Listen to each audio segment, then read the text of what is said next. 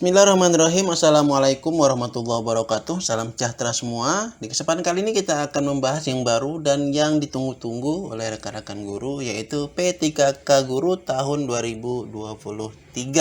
Pertanggal 16 September 2023 itu pengumuman seleksi sudah diumumkan ya. Bapak Ibu bisa mengeceknya di guru p3k.kemdikbud.go.id. Nah, di sini jadwalnya yaitu tanggal 16 sampai dengan tanggal 30 September 2023 pengumuman seleksi P3K-nya. Kemudian untuk pendaftaran mulai besok tanggal 17 September sampai dengan 6 Oktober 2023. Seleksi administrasi yaitu 17 September sampai dengan 9 Oktober 2023. Kemudian pengumuman hasil seleksi administrasi tanggal 10 Oktober sampai dengan tanggal 13, masa sanggah, kemudian jawab sanggah ya dari 14 sampai tanggal 18. Nah, pengumuman pasca sanggah, nah Bapak Ibu bisa baca di laman guru p3k.kemdikbud.go.id. Nah, kemudian Bapak Ibu juga bisa mengunduh jadwalnya ini ya secara lengkap melalui link ini. Tinggal klik saja unduh di sini.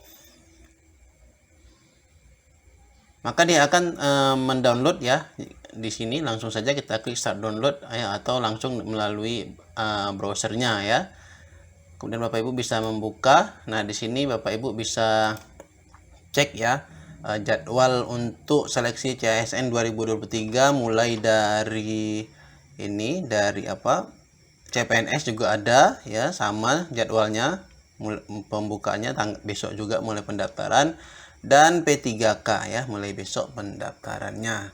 Nah, kita kembali ke P3K Guru tadi. Kemudian inilah progres seleksinya. Kita masih di tahap pendaftaran ya di sini. Nah, nanti seleksi administrasi, pengumuman hasil administrasi, masa sanggah, jawab sanggah, pengumuman peserta sanggah, pelaksanaan seleksi kompetensi nanti akan muncul di bagian progres ini. Jadi Bapak Ibu pastikan selalu mengecek di guru p3k.kemdikbud.go.id. Kemudian untuk dokumen guru ASN P3K, Bapak Ibu juga bisa mengunduh di sini terkait Permenpan nomor 14 tahun 2023 tentang pengadaan P3K untuk jabatan fungsional guru. Kemudian mekanisme seleksi P3K-nya, kemudian SE kualifikasi akademik dan sertifikat pendidik seleksi guru P3K tahun 2023 ini. Bapak Ibu bisa mendownloadnya di sini ya untuk mengecek apakah kualifikasi akademik Bapak Ibu memenuhi ya untuk bisa mengikuti seleksi P3K tahun ini. Nah, kemudian jika di sini ada persyaratan yang bisa Bapak Ibu baca, yaitu warga negara Indonesia, kemudian usia paling rendah 20 tahun dan paling tinggi 59 tahun pada saat pendaftaran. Kemudian tidak pernah dipidana dengan pidana penjara berdasarkan putusan pengadilan yang sudah mempunyai kekuatan hukum tetap. Kemudian tidak pernah diberhentikan dengan tidak hormat ya atas permintaan sendiri, atau dengan hormat tidak atas permintaan sendiri, atau tidak dengan hormat sebagai PNS ya. Kemudian tidak menjadi anggota atau pengurus partai politik, memiliki kualifikasi pendidikan sesuai dengan persyaratan jabatan. Nah, ini Bapak Ibu bisa cek nanti di bagian surat edaran yang ini ya. Kemudian tidak berkedudukan sebagai calon PNS, calon P3K, P3K atau prajurit Tentara Nasional Indonesia atau anggota Kepolisian Negara Republik Indonesia, tidak pernah melakukan dan atau tidak terlibat tindakan pelanggaran seleksi dalam 3 periode seleksi calon ASN sebelumnya, tidak berstatus sebagai peserta lulus seleksi calon ASN yang sedang dalam proses pengusulan penetapan NIP atau NI P3K. Nah, kalau ini ya kok ngapain daftar lagi ya kalau sudah masuk pengusulan ya, aneh juga syaratnya. Oke, kemudian mekanisme seleksinya di sini yaitu untuk penempatan ini untuk P1 ya. Jadi untuk P1 setelah nanti mendaftar langsung penempatan ya. Kemudian seleksi kompetensi teknis penilaian situasi kerja sederhana. Nah, ini untuk kategori P2 dan P3 ya, menggunakan sistem CHAT. Kemudian ini juga ada seleksi kompetensi teknis sesuai bidang jabatan ya. Ini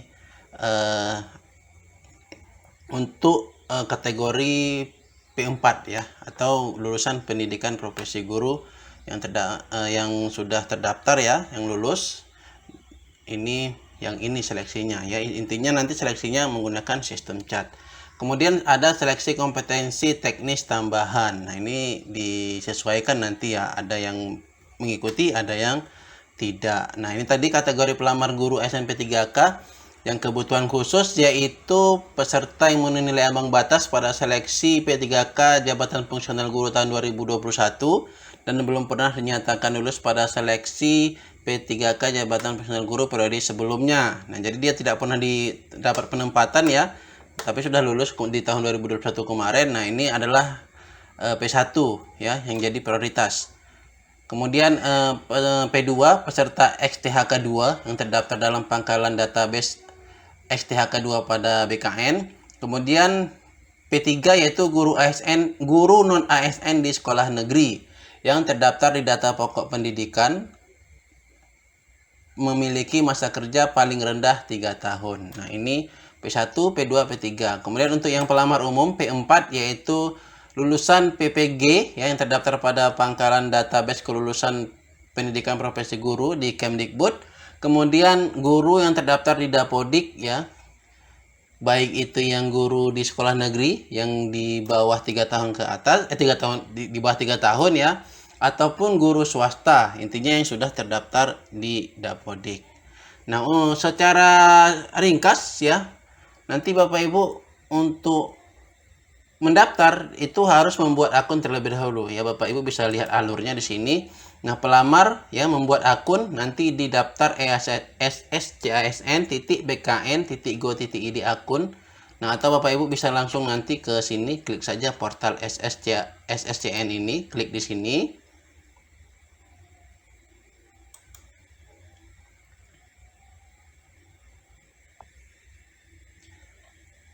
Nah, maka Bapak Ibu nanti ini kan untuk login ya jika sudah memiliki akun. Nah, tapi untuk yang tahun 2023 ini semua peserta menurut alur ini itu wajib membuat akun terlebih dahulu ya.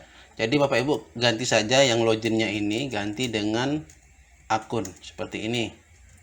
Nah, nanti Bapak Ibu silahkan dibuat akunnya nanti ya.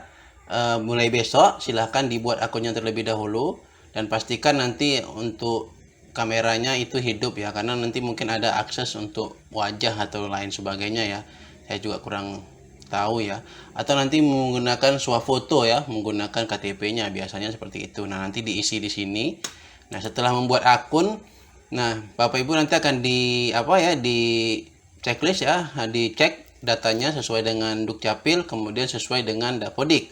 Nah, setelah mendaftar akun baru nanti di penentuan prioritas. Nah, sistem nanti akan langsung menentukan prioritas. Untuk yang P1 langsung bisa mendaftar sampai dengan resume ya, sampai dengan resume untuk yang P1. Kemudian P2 dan P3 tidak bisa turun status jika tidak ada formasi yang dibuka. Jadi walau tidak ada formasi, P2 dan P3 itu tidak bisa turun ke P4 ya. Dia tetap menjadi P2 dan P3.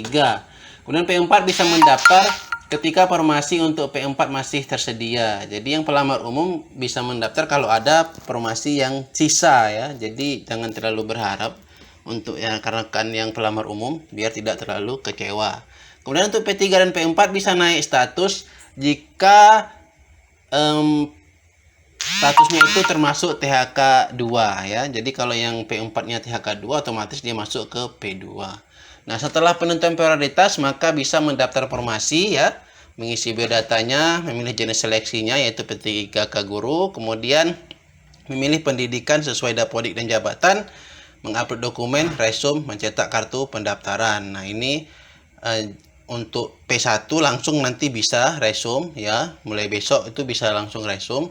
Untuk yang P2, P3 dicek dulu ada formasi yang dibuka atau tidak. Nah, untuk P4 menunggu sisa. Kalau ada sisa bisa langsung nanti daftar formasi. Kemudian seleksi administrasi untuk P1 tidak ya, tidak dilakukan proses seleksi administrasi. Ini untuk yang P2, P3 dan P4. Jadi untuk yang P1 setelah mereka mengisi sampai resume, ya udah tinggal nunggu penempatan ya. Kemudian seleksi kompetensi, peserta lolos seleksi administrasi akan ikut seleksi kompetensi sistem CAT.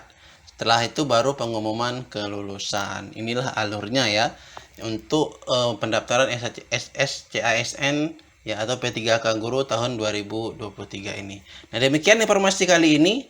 Semoga bermanfaat untuk tutorial pembuatan akun. Mungkin kita akan coba buatkan besok. Mudah-mudahan PTK saya bisa masuk mendaftar sehingga bisa membuatkan tutorialnya. Lebih kurang kami mohon maaf. Wassalamualaikum warahmatullahi wabarakatuh.